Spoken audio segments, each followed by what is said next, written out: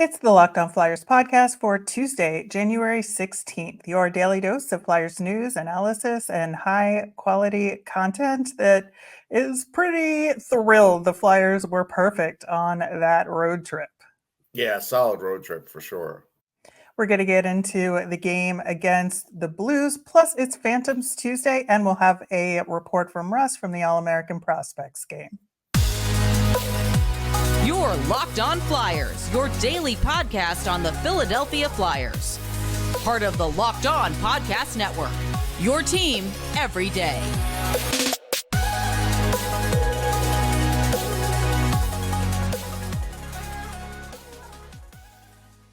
Hey there, and thanks for making Locked On Flyers your first listen every day. I am Rachel Donner. You can find me on the app formerly known as Twitter at rmiriam. I'm here as always with Russ Cohen, who's on all your favorite social media apps at Sportsology.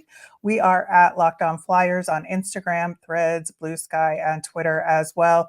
Today's episode is brought to you by Game Time. Download the Game Time app, create an account, and use the code Locked On for $20 off your first purchase.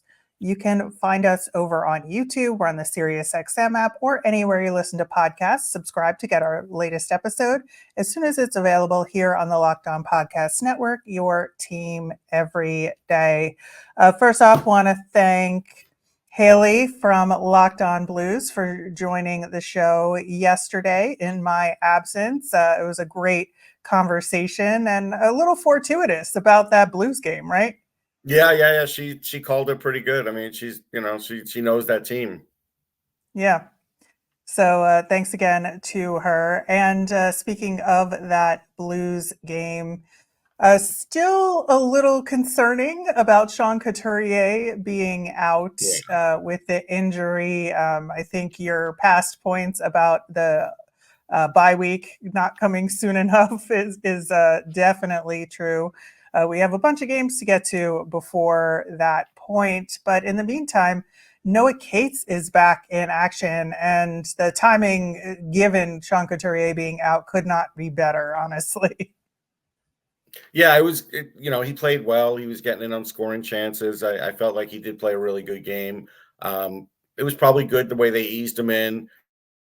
So he looked comfortable. Like his speed was good, and his offense was pretty good. So I thought he looked good. Yeah, and I felt like he wasn't afraid of getting into battles along the boards. Like I think he was playing maybe a little stronger than some guys I've seen coming back from injury in those situations. Yeah, I think I think because he was a guy that was in such great condition that he managed to not lose too much. I think there is something to that. Yeah, I think so as well.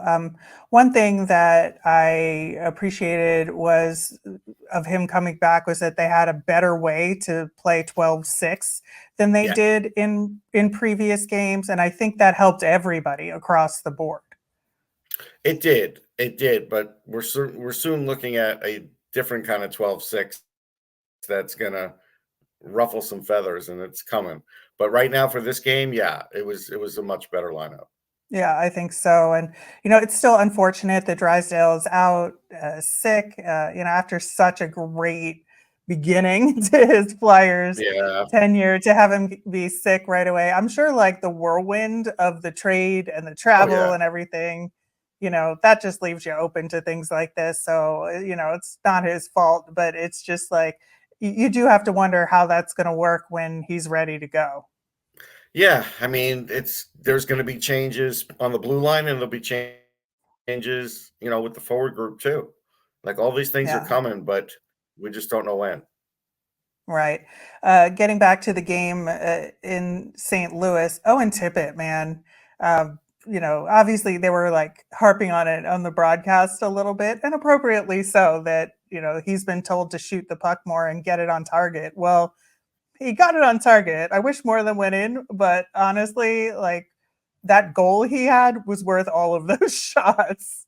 Yeah, I mean, it was good to see him get the payoff because he was shooting a little wildly early on. But yeah, I mean, if that's what they want him to do, that's he did it. So good for him, and he did get his goal. Yeah, and it was just such a great move. So I was definitely thrilled for him. And we had talked, I think, in last week's mailbag a little bit about Owen Tippet and that he really needed to produce, and now he's been producing Yes. pretty consistently, which is good for him and good for the team. Yeah, I mean they need his goal scoring. It can't just be all potential, and so lately he's really helped them.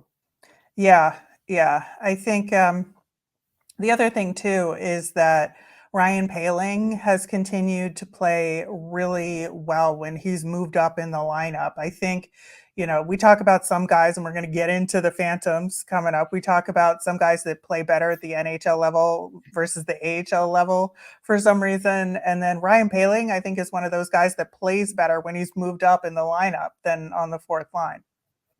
Yeah, he definitely could be more of an offensive threat. I don't know if it's sustainable, but the goal he got was really good, and it definitely stunned the Blues at the time. I Yeah, know the Blues tied it up after, but the Blues were like at that point in the game, they were probably feeling really good about things. Even when they tied it, I don't think anybody thought that they were going to win that game. But had that goal not gone in, the Blues could have, maybe turned the game, because I feel like things may have been starting to turn for them. And then that goal went in. It was a bank shot, really smart play from yeah. Paling, and that really did change things. I felt like that kept them off balance. It really did. And I don't know if it's actually true. It just feels that way as a Flyers fan sometimes. But the Flyers, it feels like, tend to get stung by end of period goals, like in Yeah. the last 30 seconds of a period. They give up a goal and it kills momentum and all of that. And so when it does happen the other way and the Flyers can get one, it just makes me so happy because it Yes, just feels like the shoe is sure. on I the mean, other because foot. yeah, those things are killers. That changes the game plan. It changes everything. So yeah, I mean, you had to feel good about that. Absolutely. I also want to talk about Cam Atkinson because he had such a great game against the Jets, and getting that weight off of his shoulders, like literally and Yeah. figuratively, felt really good. And so I just want to talk about his like continued momentum. And I think he still looked like he was that guy that hadn't scored in 2 months in this game, that he didn't Yeah. like take the foot off the gas at all, which was great. Yeah. No, I mean, he definitely continued on, and the effort was there and everything was there for him. So yeah, I think it's something that he should be able to sustain at least to the until the break. You would hope. Yeah, I think so too. And I really think another one is coming for him soon. I think that he just had some really good opportunities in this game. And one of the things that I also wanted to talk about was the physicality of this Mhm. game, which you kind of expected to a large degree because of the similarities in styles between the two teams. But you look at the overall stats, and sure enough, it played out like you would expect, where like the Blues like blocked even more shots than the Flyers did Yeah, in this game. And they were like hitting, they were really they hitting in were. this game and just trying to take, this, like, I can't believe, in this day and age, we're talking about the Flyers and speed in the same conversation. But Flyers did Yeah, have well, a they've lot of added it. speed. Yeah. Yeah. And so it's just nice to be able to talk about it. But I think that's the strategy that the Blues tried to use in order to slow the Flyers down. Yeah, no question. I agree with that fully. And yeah, it just, the Flyers overcame that. One other thing I did want to mention, because they keep mentioning it on the broadcast, Igor Zamula is not in there or shouldn't be in there just because he could play the power play. He's playing well in all phases of the game. It's not just the power play. And I hope the coach sees that, because if he Yeah. does think that it's just a power play, then he's going to be the guy that gets replaced, but he shouldn't be the guy that gets replaced. Yeah, I think so too. And I think he has gotten smarter in terms of how he does zone exits, in terms Yeah. of whether he skates it out or makes a pass. I think he's playing real heads up hockey and just watching the play develop a little bit better, I think. And yeah, I agree. I think his all around game is really good right now. Yeah, I mean, he's limited his mistakes. He's strong. He's fast. You know, he does things by the book. He may not have the greatest shot, but it's a decent shot where at least he gets on net. So there's something to be said. The other thing is, and we're going to keep an eye on this, all this Nick Seeler talk for the extension. Now, I am not shocked that they're going to keep Nick Seeler. Like we talked about that. Whether I think they should or not, I think you know where I fall on that. But Right. you got to be careful of what kind of deal they give Nick Seeler. Like just because the coach likes him. That's where the GM really has to come in and say, look, it's a 2-year deal and that's it. That's the most I'll give you. I'll give you a slight raise. This is what we'll offer you now if you want that security. But you can't go signing them for 3 or 4 years. You can't. There's a certain dollar value too that would be too much for Nick Seeler. And this is where John's influence has to be mitigated a little bit by management. Yeah, I think that's fair just because we will have prospects that'll need Right. to have a space to grow, and especially trading for Drysdale. I mean, Right. you have to make room for these guys as they come You can't up. just be one guy every year. Like it's not fast Yeah. enough. And that's the whole thing of it. I know they're kind of doing it slowly. Well, Zamula's a success.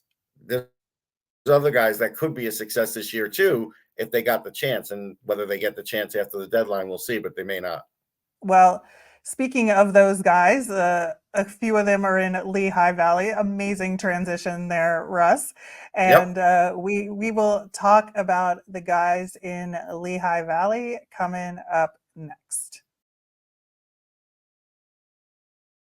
Buying tickets to your favorite events should not be stressful. Game Time is the fast and easy way to buy tickets for all the sports, music, comedy, and theater near you. They've got killer deals on last minute tickets, and with their best price guarantee, you can stop stressing over the tickets and start getting excited for all the fun you'll have. My favorite parts of the Game Time app is that it's great for getting notified about last minute tickets and flash deals. Plus, you can get that all important view from your seat. As I'm on vacation right now, I got a last minute ticket on Game Time to Rangers versus Caps here in Washington, D.C., and it was a really good time. They've got the deals right up to the start of the event and even up to an hour after it starts. Also, the tickets are sent directly to your phone, so you never have to dig through your email. You can take the guesswork out of buying tickets with Game Time. Download the Game Time app, create an account, and use the code LOCKEDONNHL for $20 off your first purchase. Terms apply. Again, create an account and redeem with the code LOCKEDONNHL for $20 off. Download Game Time today. Last minute tickets, lowest price guaranteed.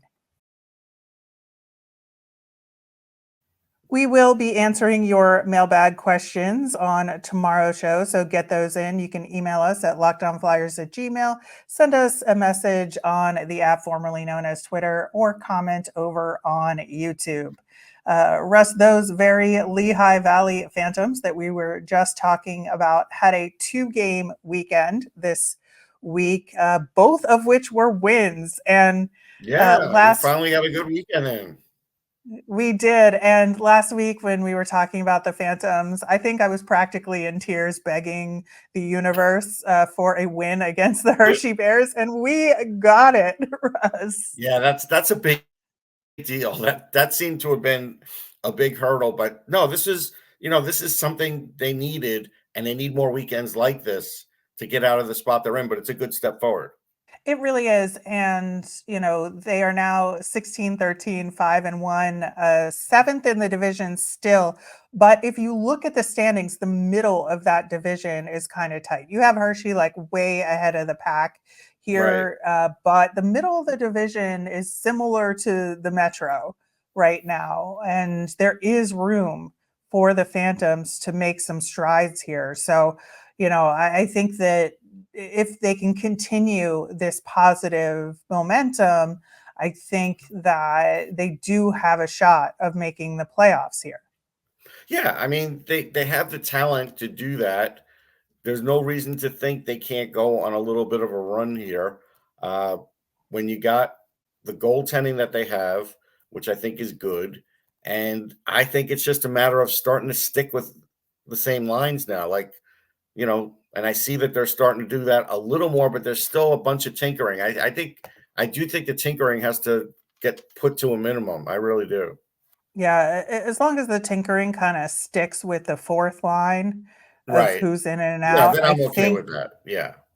yeah, I think that's better here. But we've got the top line that was working really well earlier in the season of Lazinski with Lixell and Tuamala back together. And, that works really well. I think they did need to be broken up for a little while to figure Sure. out who they were on their own as players. And of course, Lixell was up with the Flyers for a couple of weeks.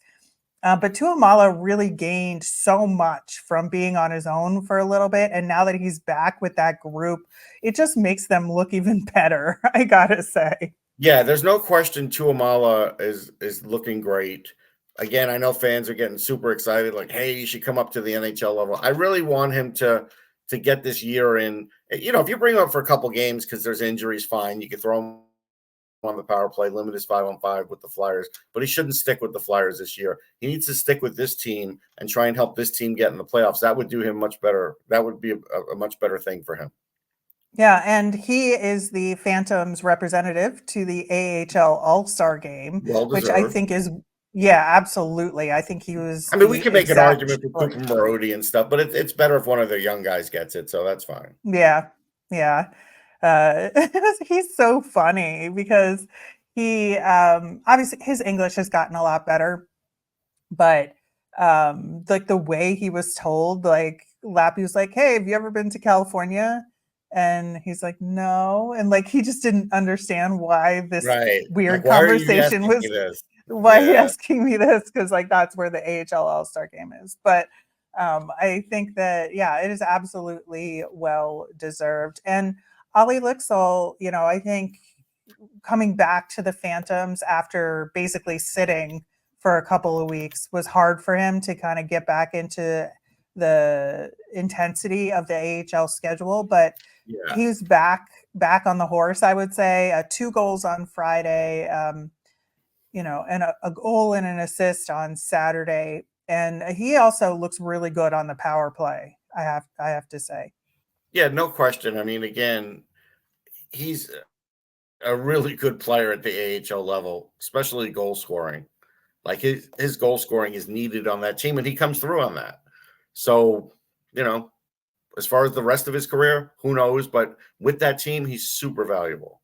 Yeah, and speaking of that power play, you add Cooper Marody to that top line, and that's a real dangerous power play. We talked about the fact last week that they'd been kind of struggling over the past couple of weeks after being, one of the top 3 power plays in the AHL.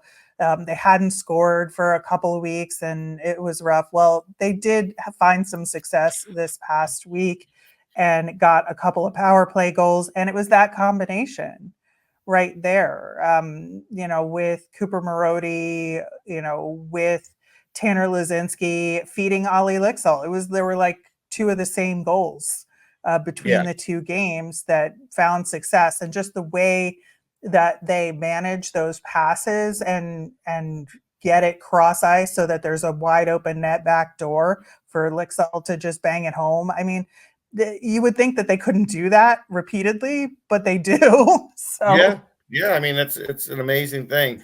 Something else I wanted to mention, because a lot of times fans will message me, how's this guy doing? How's that guy doing? Tanner Lasinski's having a great year. Because I do feel like he could be helping the Flyers on the fourth line, but they would have to divest yeah, of Nick Delorier. They would have to just say, we don't need Nick Delorier anymore because we got Tanner Lazinski. He's younger, stronger, faster, might get us some points. Maybe he's not going to fight as well, but at some point you would hope the Flyers would make that jump and then give that a shot, because I think he'd be up to the task. Do I think it's going to happen? No, I don't think it's. yeah. I think you're spot on in terms of the kind of season that Tanner Lazinski is having with the team, and he's 4th on the team in scoring right now. But you look like he's got 18 assists, and that's what you want from Yeah. him. He got three assists this past weekend, just in 2 games. And he's like, not only can he manage the physicality of the game at the AHL level, but he just has like a heads up, like smarts about him He's a that smart Delorier player. He doesn't is. have. Yeah. Yeah, and I think that's what you get with him. That's an advantage over Delorier. Yeah. And it just seems like it's simple. I understand Delorier is good in the room. Like I said, he could be good in the room and sitting on the bench too. There's ways around it, but the Flyers cap situation is another thing that probably holds this up from happening. So that's another thing. Yeah, I think so as well. And I do think that the Flyers are getting a little better about sitting Nick Delorier when they need to. So A little better. yeah, we'll see what happens here. But I think that Tanner Lazinski has had a pretty positive season so far. We're going to talk a little bit more about this weekend and the games and some key takeaways, get into Ronnie Adder's game as well. And plus, we're going to hear from Russ about the All-American Prospects game. We're going to do that coming up next. It's the halfway point in the season, Flyers fans, and the team is still in the playoff hunt. Regardless of where we are in standings, I want to remind you that you can win big by playing Daily Fantasy Hockey on Sleeper, the official daily fantasy app of the Locked On NHL Network. Sleeper's our number one choice for daily fantasy sports and especially fantasy hockey, because with Sleeper, you can win 100 times your cash in daily fantasy hockey contests. Fans can also play daily fantasy NFL, NBA, MLB, CFB on Sleeper, and entries can be made in under a minute. All you have to do is pick whether superstars like Connor McDavid, Sidney Crosby, or Austin Matthews, plus the new guys like Connor Bedard, will record more or less than their sleeper projections for things like goals, assists, saves, plus minus, and more in a given game. To win 100 times you bet on Sleeper, you need to correctly predict the outcome of 8-player stats. You heard me, Flyers fans. You can win 100 times your money by playing daily fantasy hockey with Sleeper. So start paying attention and nail your picks so you can win big. Use promo code LOCKEDONNHL and you get up to $100 match on your first deposit. Terms and conditions apply. That's code LOCKEDONNHL. See Sleeper's terms for use of details and locational availability. Locked On has launched the first ever national sports 24/7 streaming channel over on YouTube. Locked On Sports Today is here for you 24/7, covering all the top sports stories of the day with local experts from Locked On, plus our national shows covering every league. Go to Locked On Sports Today on YouTube to subscribe. Ronnie Adder, I think, again, continues to impress, and it's so hard to see him like do all the things we want from a Flyers defenseman, Yeah. and be down there. But again, like I don't think it's a bad thing that he's with the Phantoms. I just think maybe he deserves a look. On Saturday, he had an incredible give and go with Elliot Denoyer to tie it up in that game. And just the fact that he's not afraid to crash the net and be the guy that takes the shot ultimately in the end. That, we talk about Igor Zamula being good at 5-on-5 and the power play. I think Ronnie Adder, you could say the same. Like he knows when to step up offensively at 5-on-5. Obviously, he's more offensively oriented than Zamula, but I think that, he's just really good on the power play and 5-on-5. Right. So this is the struggle. I would want Adder to come up, but not at the expense of Zamula. I would want them both to be playing up there, and I would put Adder on the second power play and put Zamula on 5-on-5. Now, it's no slight to Zamula. He's good on the power play, but this guy's better. Like, it's just that's the way it is. He is better at it. And I think you could do it even this year, but they're not gonna. And so, like, even for next year, you have to wonder if you bring up Adder and you want to use him on the third pairing and give him power play, okay. But he really has the trajectory of possibly being a top 4 guy. And so that's why I think he needs to get even some seasoning up there this year, because I think he needs that. He needs that carrot. Yeah, and I also think that he needs to reprove himself at the NHL level so that the team knows that he can handle it.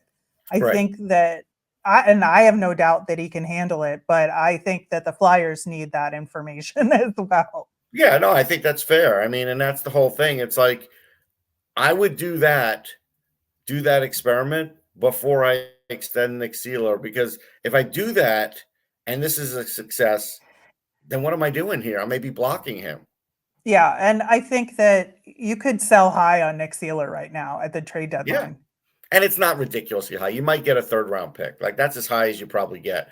But hey, Right, but that's considering what he selling cost high you, on Nick Seeler. yeah, So exactly. I think that you can get a solid asset in return. And not that I don't like Nick Seeler and what he's been doing. No, I it's just just there's think that guys that are on the cusp here, and yes, we understand he's done a good job. He's been a good soldier.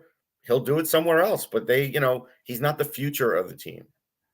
yeah. Just a quick note about Friday's game versus Hartford. Man, that was just a crazy physical game. I've never seen like a goalie get into it with a skater that way. Like not never, but it Yeah, very but you see it rare. once in a Very while. It's rare. rare.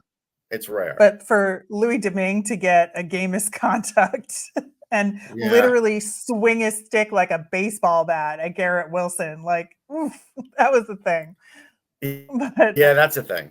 at any rate, the Phantoms have a 3-game week coming up, Wednesday, Friday, and Saturday, though. So hopefully we'll see Felix Sandstrom in net in 2 of those 3 games. They will be on the road in Rochester, and then a back-to-back against Cleveland, who are like the top team in the AHL, or one of the top teams right now. So it's going to be a tough road trip. Yeah, it's going to be a hard one. Russ, you are traveling for the All-American Prospects game. What did you see? Yeah, it was interesting. The highest pick here is Cole Eiserman, most likely, and he had a good game. He's just got a gear skating wise that nobody else seems to have at that level.